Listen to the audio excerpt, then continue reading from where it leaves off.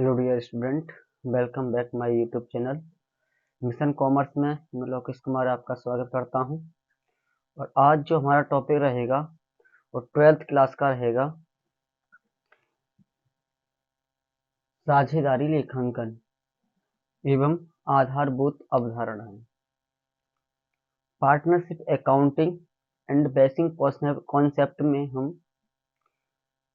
साझेदारी का परिचय, उसकी प्रकृति, व्यवसाय का स्वरूप और उसकी विशेषताएं, महत्व तथा उद्देश्य का अध्ययन करते हैं। इसी के साथ हम अपने टॉपिक को आगे बढ़ाते हुए सबसे पहले हम साझेदारी के अर्थ की बात करेंगे। तो आप सब कॉपी और पेन लेकर बैठें और लिखना चालू करेंगे मेरे साथ। साझेदारी बेसिकली है क्या? साझेदारी दो या दो से अधिक व्यक्तियों के द्वारा किसी व्यवसाय को वैधानिक रूप से चलाने के लिए तैयार किया हुआ एक व्यापार का स्वरूप होता है। इसमें कम से कम दो या दो से अधिक व्यक्तियों का होना अनिवार्य है। तो लिखेंगे डेफिनेशन। भारतीय साझेदारी अधिनियम 1932 की धारा 4 के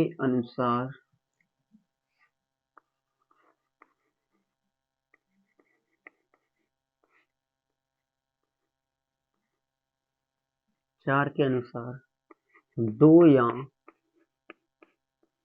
दो से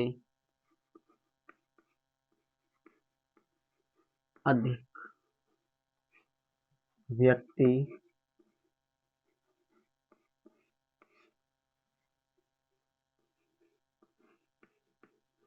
किसी समझौते के आधार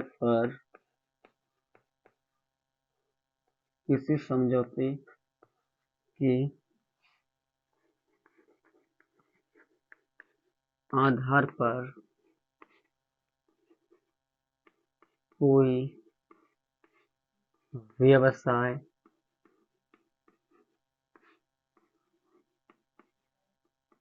आरंभ करते हैं,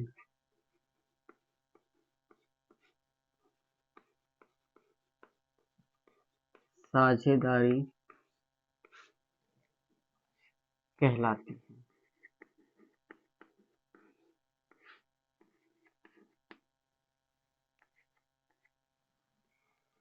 ये मैंने आपके लिए साझेदारी का अर्थ है वो समझाया है। किस कंडीशन में समझाया है वो मैंने, जो साझेदारी पार्टनरशिप एक्ट है 1930, उसका जो सेक्शन है 4, उसके अकॉर्डिंग मैंने बताया आपके लिए। भारतीय साझेदारी अधिनियम 1932 की धारा 4 के अनुसार, और जब भी आप बोर्ड में 12th क्लास के बोर्ड में आने वाला सवाल होता है थ्योरी में, और यहाँ से काफी न्यूमेरिकल भी आते हैं इसी पार्ट से, तो आप जब भी साझेदारी की बात करें या कोई भी साझेदारी को लेकर आपके 4 चैप्टर हैं, 4 चैप्टर में से किसी भी चैप्टर में कोई बात होती है तो आप उस एक्ट ध्यान रखेंगे। साझेदारी एक्ट है 1932 और धारा है इसकी 4। इसके अनुसार ही दो या दो से अधिक व्यक्ति किसी व्यवसाय को वैधानिक रूप से करने के लिए सहमत होते हैं, साझेदारी कहलाती है। अच्छा, सदस्य की संख्या भी यहाँ पर निर्धारित है। देखो, हमारे लिए भारतीय साझेदारी अधिनियम ने तो बताया है कि कम से कम 2 व्यक्ति, मगर भारतीय कंपनी एक्ट 2013 क्या कहता है वो भी मैं आपके लिए बता रहा हूं। यहाँ पे तो सुनिए, यहाँ पे लिखता हूं मैं नहीं,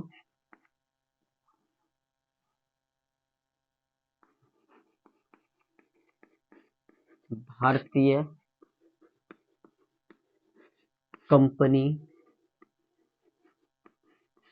अधिनियम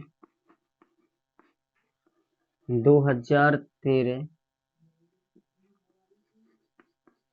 धारा 464 संशोधित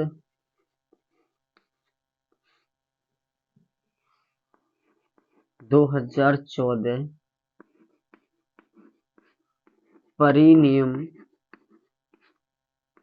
10 के अनुसार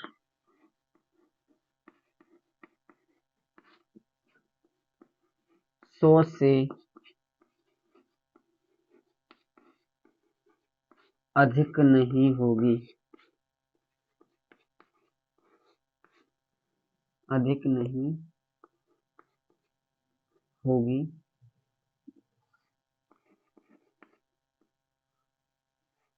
परंतु साझेदारी में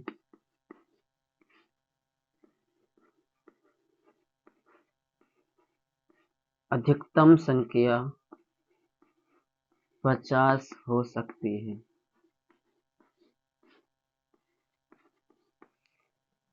बेसिकली ये जो नीचे वाला पोजीशन मैंने जो लिखा है, ये इसके अर्थ का ही भाग है। मैं आपके लिए बता दूं कि भारतीय साझेदारी अधिनियम तो केवल सदस्य संख्या 2 पर ही बात करता है, लेकिन भारतीय कंपनी अधिनियम 2013 जो हमारे वर्तमान में चल रहा है, इसके अनुसार इसकी धारा है 464। वो कहती है कि साझेदारी में व्यक्तियों की संख्या 100 से अधिक नहीं होगी, जो साझेदार हैं उनकी संख्या 100 से अधिक नहीं होगी। लेकिन संशोधित 2014 और परिनियम 10 ये कहता है कि साझेदारी में सदस्यों की संख्या 50 हो सकती है। अब हम इस टॉपिक को आगे स्क्रीनशॉट ले लीजिएगा, मैं एक बार साइड हो जाता हूं।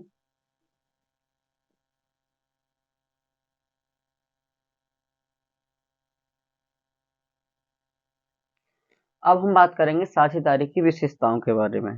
साझेदारी की क्या क्या विशेषताएं होती हैं, तो एक बार मैं इसको रफ करता हूं।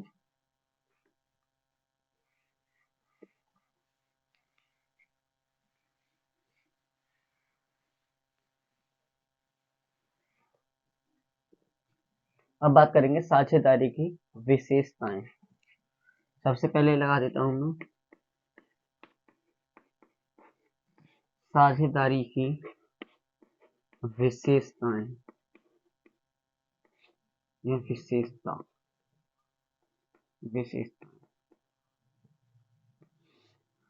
सबसे पहले इसकी विशेषता यही है, सबसे पहला इसका कैरेक्टरिस्टिक जो है पार्टनरशिप का, वो है सदस्यों की संख्या या साझेदारी में सदस्यों की संख्या। तो यहाँ पे लिख देता हूं मैं सदस्य। सबसे पहले हेडिंग रहेगी हमारी सदस्य।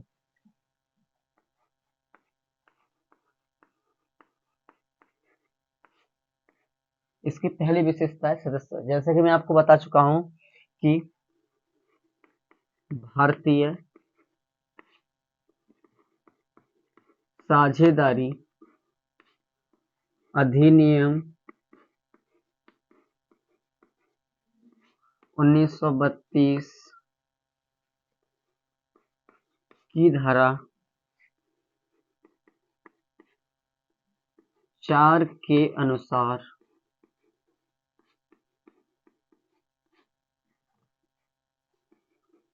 कम से कम 2 सदस्यों का होना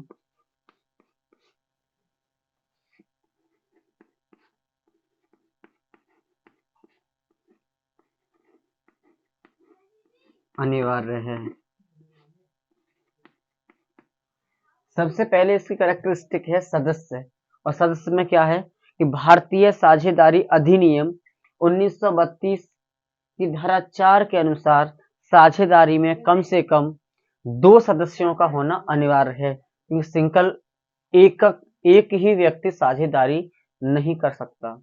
कम से कम 2 व्यक्तियों का होना अति आवश्यक होता है। दूसरी विशेषता क्या है इसकी,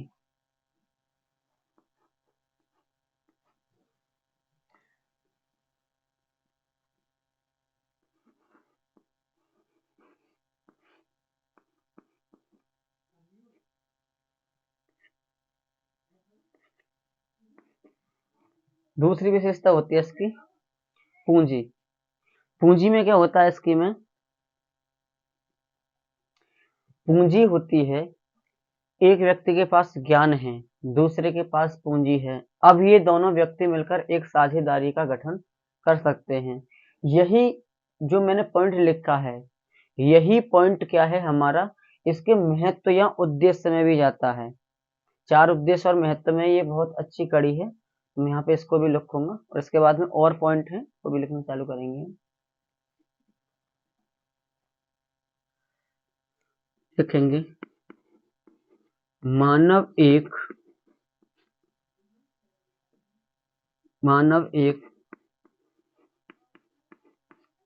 साधारण व्यक्ति होता है जिसके पास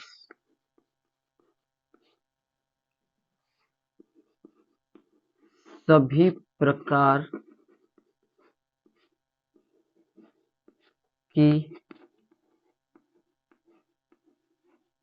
सुविधा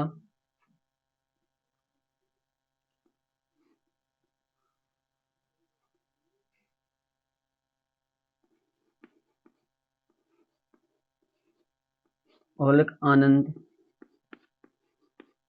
होना निश्चित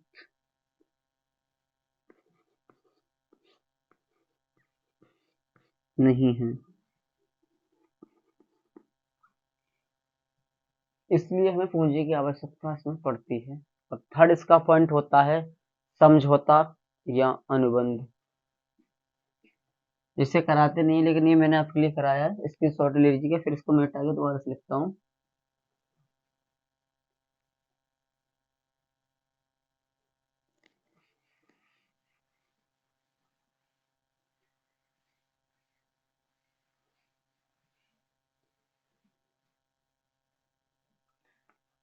तीसरा पॉइंट है इसका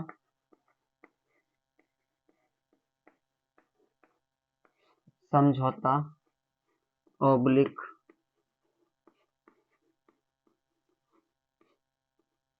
अनुबंध। समझौता और अनुबंध होता क्या है कि ये दो व्यक्तियों के पारस्परिक संबंध एवं आपसी प्रसंविदा के अनुसार ही इसका निर्माण होता है, और साझेदारी में इसी चीज के लिए बोला गया है समझौता या अनुबंध। तो मैं यहाँ पे लिखना चालू करूंगा।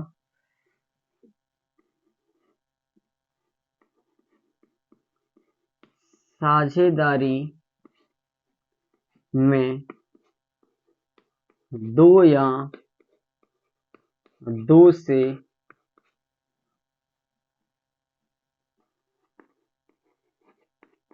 अधिक व्यक्ति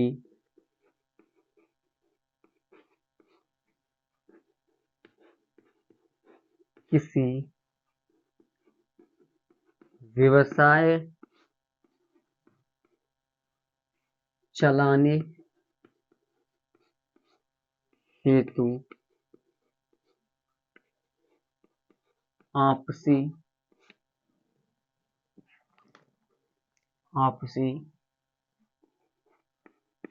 प्रसंविदा के अनुसार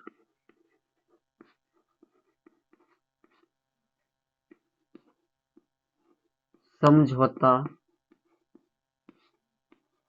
या अनुबंध करते। ये हमारा पॉइंट था थर्ड, और इसमें था समझौता या अनुबंध। ये क्या होता है कि दो या दो से अधिक व्यक्ति, जैसे मेरे और आपके बीच में किसी बात को लेकर एक समझौता होता है कि जैसे कि राम एंड श्याम, राम के पास नॉलेज है, श्याम के पास कैपिटल है। अब ये दोनों व्यक्ति क्या करेंगे, आपस में समझौता करेंगे और एक साझेदारी पार्टनरशिप फर्म है उसका निर्माण कर देते हैं। ठीक है ना। अगला पॉइंट होता है व्यवसाय का होना।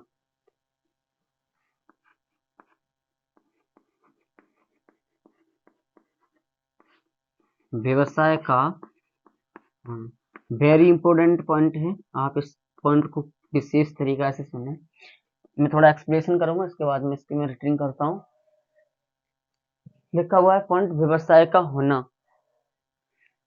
केवल और केवल साझेदारी फर्म में किस व्यवसाय को वरीयता दी गई है, ये मैं आपके लिए बता दूं।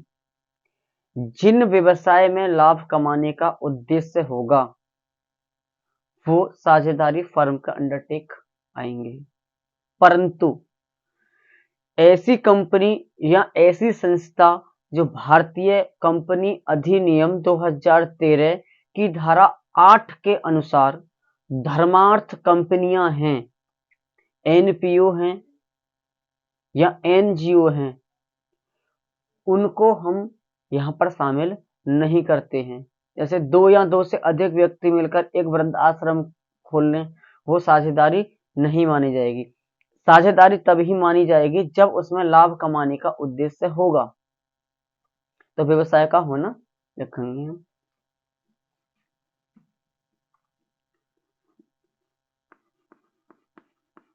साझेदारी में व्यवसाय का होना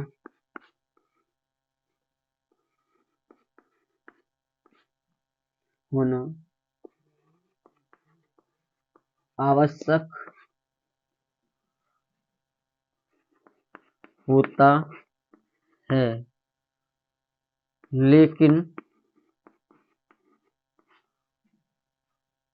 वह व्यवसाय जो लाभ कमाने के उद्देश्य हेतु स्थापित किया गया हो।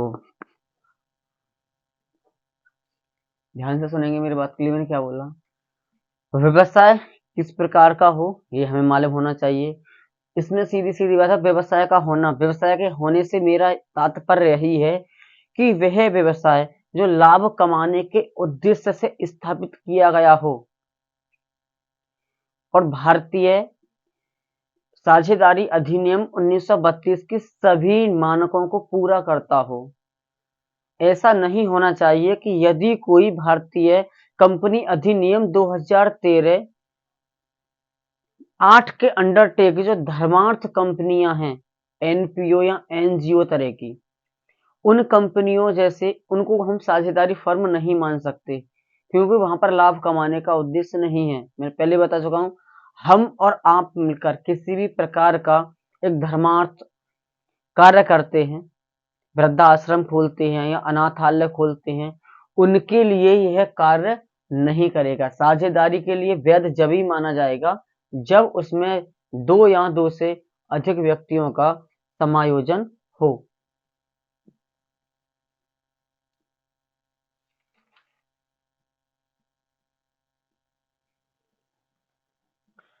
अगली हेडिंग स्क्रीनशॉट ले लीजिएगा।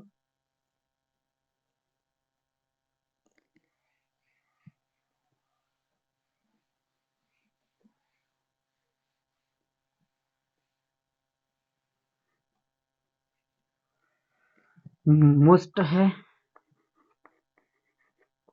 लाभ का बंटवारा।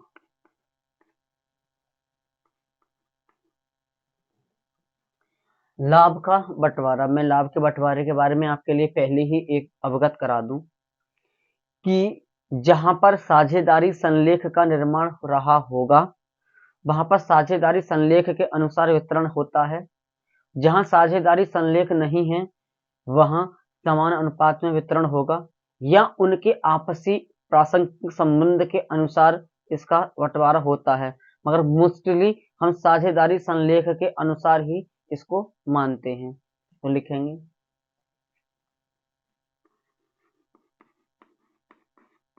भारतीय साझेदारी अधिनियम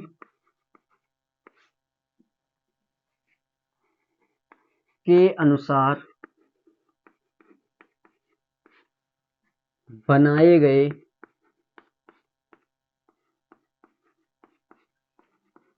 साझेदारी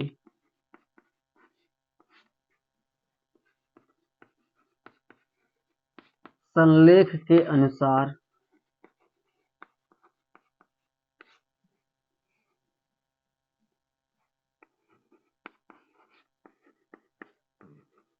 किया जाता है यदि साझेदारी संलेख का निर्माण नहीं किया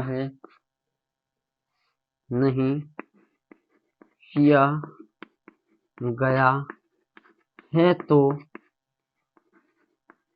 इसके अभाव में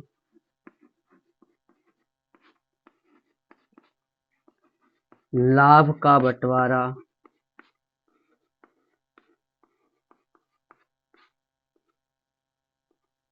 समान अनुपात में किया जाता है। समान अनुपात में किया जाता। लाभ के बंटवारे में आपके लिए मैं बता दूं कि यदि भारतीय साझेदारी अधिनियम के अनुसार जब साझेदारी फर्म का निर्माण हुआ, यदि उस समय साझेदारी संलेख का निर्माण हुआ है, जिसे हम पार्टनरशिप डीड कहते हैं, तो उनके एक अनुपात रहा होगा उसमें राम श्याम सोहन मोहन का, उसके अनुकूल बांटते हैं। अगर साझेदारी संलेख का अभाव रहता है तो लाभ का बंटवारा समान अनुपात में किया जाएगा। इस कक्षा में इतना ही, मिलते हैं कल फिर। तो bye bye, take care, have a good day.